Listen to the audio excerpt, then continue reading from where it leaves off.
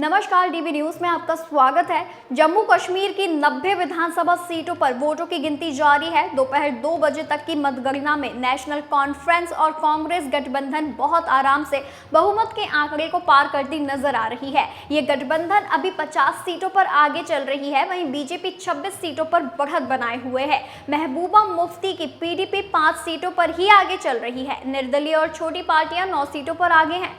जम्मू पहले की तरह बीजेपी को बढ़त मिलती दिख रही है। जम्मू रीजन में जब सीटों की संख्या कम होती थी, तब भी बीजेपी लगातार कई चुनावों से 25 से 26 सीटों को जीतती रही है। 2014 और 2007 में जब सीटें बढ़ाकर 43 सीटें कर दी गई थी, तो भी बीजेपी 26 पर ही आगे है, जबकि कश्मीर घाटी में बीजेपी एक भी सीट पर आगे नहीं है। मतलब साफ है कि बीजेपी अनुच्छेद 370 को जम्मू कश्मीर से हटाकर भी जहां थी वहीं पर है। बीजेपी के लिए यह चिंता का विषय हो सकता है, पर एक देश और एक राष्ट्र के रूप में यह खुशी की वजह है। मोदी सरकार ने वादा किया था कि वह जम्मू कश्मीर को अलग थलग पड़ने नहीं दिया जाएगा। सरकार बहुत पहले से कहती रही है कि जम्मू कश्मीर में चुनाव जल्द ही होंगे। इस बीच सुप्रीम कोर्ट का आदेश आ गया कि जम्मू कश्मीर में सरकार अति शीघ्र चुनाव करवाए। सरकार चाहती तो कानून व्यवस्था का हवाला देकर चुनाव में अड़ंगा लगा सकती थी, पर सरकार ने ना चाहते हुए भी अपना वादा पूरा किया। जम्मू कश्मीर में पिछले कई दशकों से जो चुनाव हो रहे हैं, वो आतंक के साए में होते रहे हैं।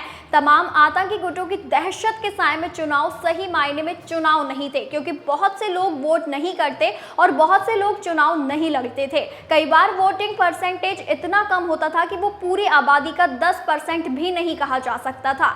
बीजेपी के नया कश्मीर में सुरक्षा पर ज्यादा जोर दिया गया।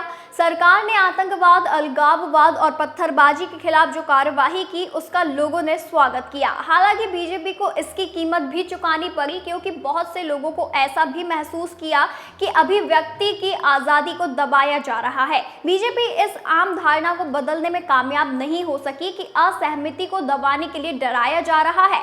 आतंकी गुटों को भी लगा कि अगर निष्पक्ष चुनाव हो रहे हैं तो उसका लाभ उठाना चाहिए।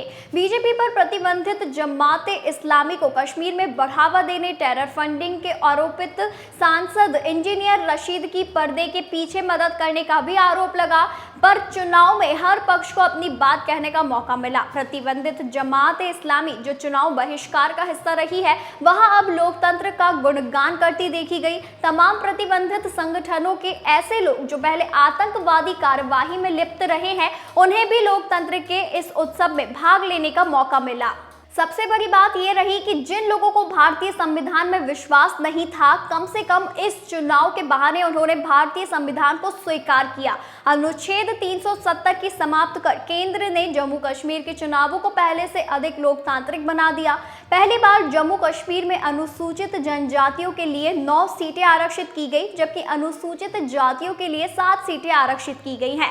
यही नहीं, जम्मू कश्मीर के चुनावों में वाल्मीकि, गुरखा, भारत पाक विभाजन के समय पश्चिमी पाकिस्तान से आकर बसे नागरिकों को वोट डालने का अधिकार नहीं था।